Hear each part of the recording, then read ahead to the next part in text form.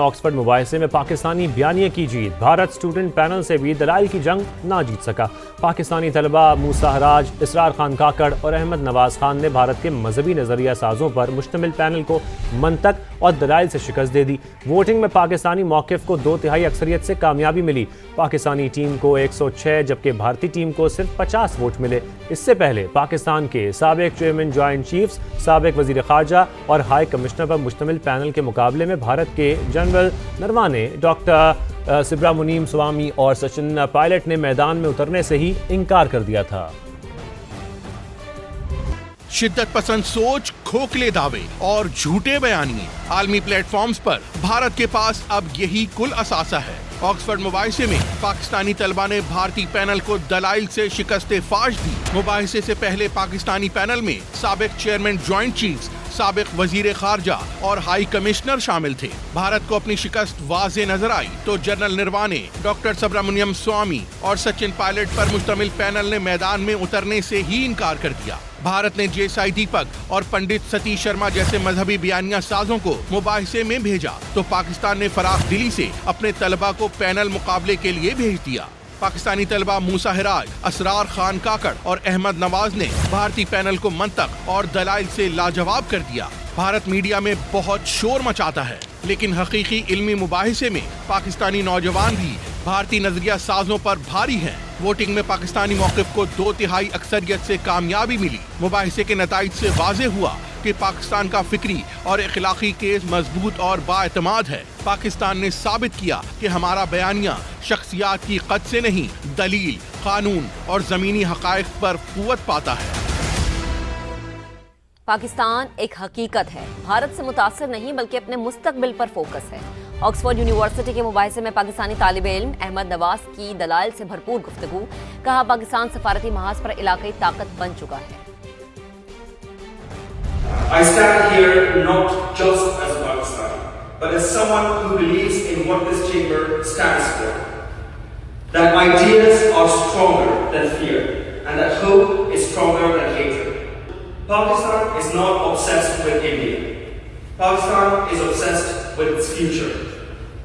When Indian populism rehearses hostility, Pakistan has been rebuilding, quietly, consistently, and with purpose. Diplomatically, we have become a regional leader. Pakistan is a key partner in the China's Belt and Road Initiative, not as a conflict zone, as they will tell you, but as a corridor of trade, energy, and connectivity. Global leaders and American administrations and leaders around the world have publicly praised Pakistan over the last few weeks for its role in regional security, a recognition of cooperation, not of confrontation. Pakistan continues to host over 3 million Afghan refugees, one of the largest refugee populations in the world. This is not the behavior of a nation seeking conflict. بھارتی حکومت ہندو شدت پسندی میں ملوث 2024 کے انتخابات کے دوران نفرت انگیز تقاریر کے 173 اور اسلامو فوبیا کے 110 کیسز رپورٹ ہوئے۔ پاکستانی طالب علم اسرار کاکڑ نے آکسفورڈ کے مباحثے میں مودی سرکار کو بے نقاب کر دیا۔ Human Rights Watch analyzed in 2024 alone 173 speeches of Modi before the election. And 110 of those speeches, they were about Islamophobia, the war against minorities in India, all as a pattern to unite the Hindu population, the common population, to create fear, to create a common enemy, so he can utilize that for his own benefits.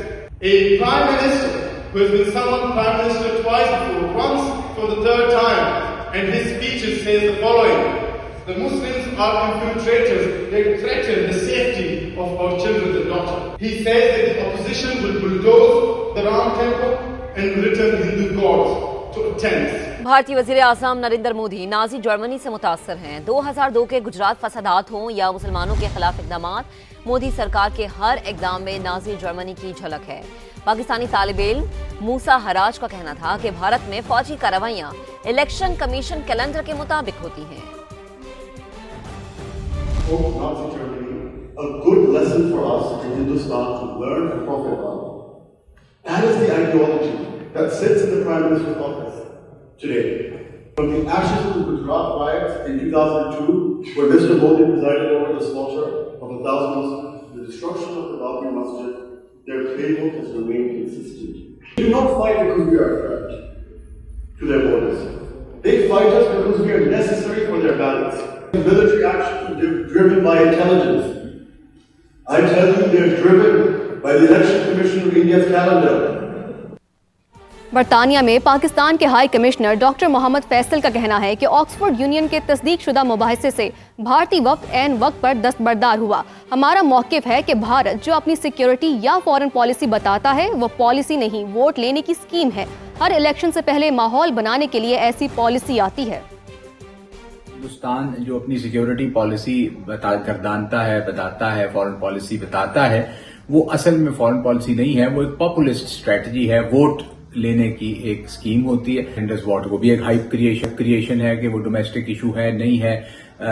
Kashmir, Jammu Kashmir کا مسئلہ ہے، وہ 370 article جو abrogate کر دیا، وہ ایک بہت بڑا ایشو ہے. اور مسائل ہیں، ہم چاہتے ہیں کہ ان کا حل آئے، پاکستان چاہتا ہے. تو ہم یہ اس موضوع پہ ڈیبیٹ ہونی تھی. آکسفورڈ ہے، یہ دنیا کا پریمیم ڈیبیٹنگ کلب ہے. یہاں پہ دنیا کے جو بیانیے ہیں وہ بنتے ہیں، ختم ہوتے ہیں. تو وہ بڑی کوئی آبجیکٹو یا اچھی بات کر سکیں گے. لیکن یہ ہے کافی مایوسی ہوئی مئی میں، اور مئی کے بعد جو انہوں نے کیا، ابھی زیادہ مایوسی ہوئی کہ وہ ایک ڈیبیٹ یا ایک اوپن ڈسکشن سے بھاگ گئے.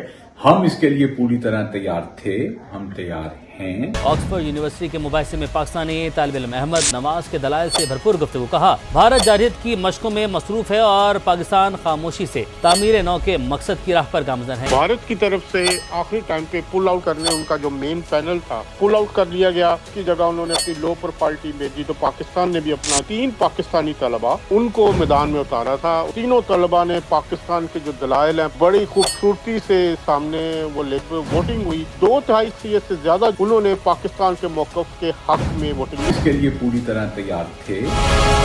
یہاں پر پاکستان موقف کی جیت ہوئی ہے.